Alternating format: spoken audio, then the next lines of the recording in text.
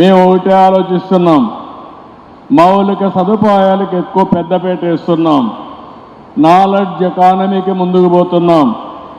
ఈరోజు ఆంధ్రప్రదేశ్ రాష్ట్రాన్ని మీరు ఒక్కసారి చూస్తే తీర ప్రాంతం ఉంది, అనేక పోర్ట్లు వచ్చే అవకాశం ఉంది. భవిష్యత్తులో పోర్ట్ లెడ్ మ్యానుఫ్యాక్చరింగ్ ఎకానమీ వస్తే ఎకానమీ భూమి పరిస్థితి వస్తుంది. నిన్నటి వరకు రామాయంపట్నం చూశారు, మామూలు ప్రదేశం. ఈరోజు ఆ రామాయంపట్నంలో ఒక పోర్ట్ వస్తూ ఉంది. అదేవిధంగా బీపీసీఎల్ అయితే 70-80 వేల కోట్ల రూపాయలు పెట్టి రిఫైనరీ తీసుకొస్తున్నారు. వాళ్ళు వచ్చిన తర్వాత ఇంకా కొంతమంది వచ్చి భవిష్యత్తులో రామాయంపట్నం ఒక ఇండస్ట్రియల్ టౌన్షిప్గా తయారయ్యే పరిస్థితి వస్తుంది. ఎందుకు నేను ఈ మాట చెప్పానంటే, ఆంధ్రప్రదేశ్ మొత్తం 1000 కిలోమీటర్లు తీర ప్రాంతం ఉంది. పోర్ట్లు డెవలప్ చేస్తే, మ్యానుఫ్యాక్చరింగ్ ప్రాధాన్యత ఇస్తే బ్రహ్మాండమైన అభివృద్ధి జరిగే పరిస్థితి వస్తుంది. ఒక 50 వేల కోట్ల రూపాయలు నేషనల్ హైవేస్ వర్కులు జరుగుతున్నాయి. ఒక 60,000-70 వేల కోట్ల రూపాయలు రైల్వే పనులు జరుగుతున్నాయి.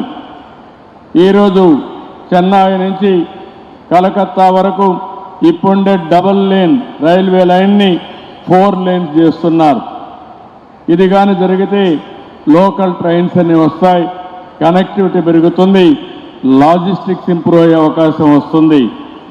అదే సమయంలో మనం కానీ అమరావతి పూర్తి చేసుకుని నాలెడ్జ్ ఎకానమీలో కొత్తగా మీరు చూస్తే ఆంధ్రప్రదేశ్ని ఒక గ్రీన్ హైడ్రోజన్ హబ్గా తయారు చేసే పరిస్థితి వస్తుంది.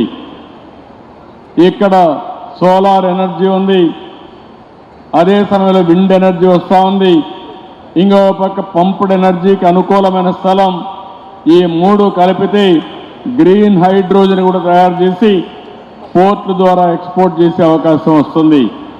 అదే నిన్న ప్రధానమంత్రి గారు 1,80,000 కోట్ల రూపాయలు విలువ చేసి గ్రీన్ హైడ్రోజన్ ప్లాంట్కి ఏదైతే గవర్నమెంట్ ఆఫ్ ఇండియా ఎన్టీపీసీ కానీ అదే మరి జెన్కో కానీ జాయింట్ వెంచర్తో పని ప్రారంభించే పరిస్థితికి వచ్చాం.